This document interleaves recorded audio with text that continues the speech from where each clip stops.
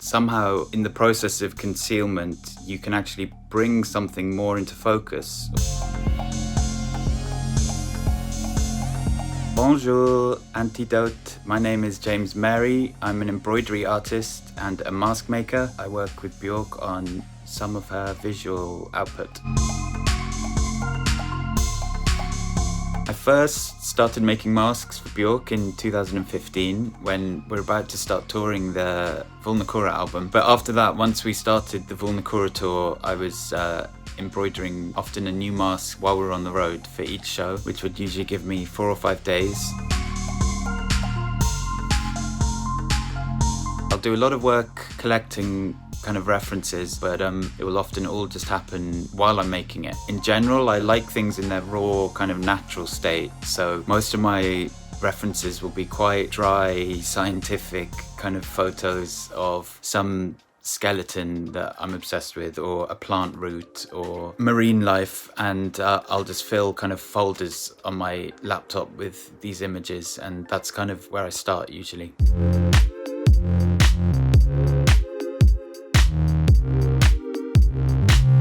A lot of my work is often about the clash between something quite handcrafted and traditional and something more futuristic and digital. But there is also a lot of handwork and craft that goes into digital work too. When I'm working on the computer, it sometimes doesn't feel so far away from embroidering either.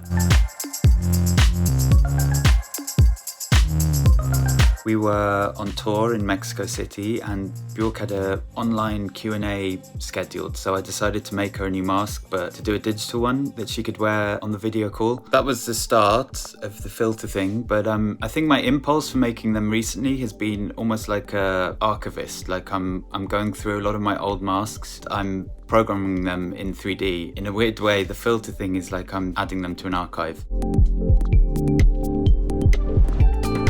I still call myself an embroidery artist always, even though I'm actually embroidering about 2% of my time, but all the subsequent work with metal or digital work, it's always come out of that same impulse to manipulate a thread in 3 dimensions and to kind of have it floating in space. I really love this question because I think a successful mask manages to do both at the same time, and that's possibly the power for me in masks in general, is that somehow in the process of concealment you can actually bring something more into focus or more into the foreground that was normally obscured somehow by the outward personality.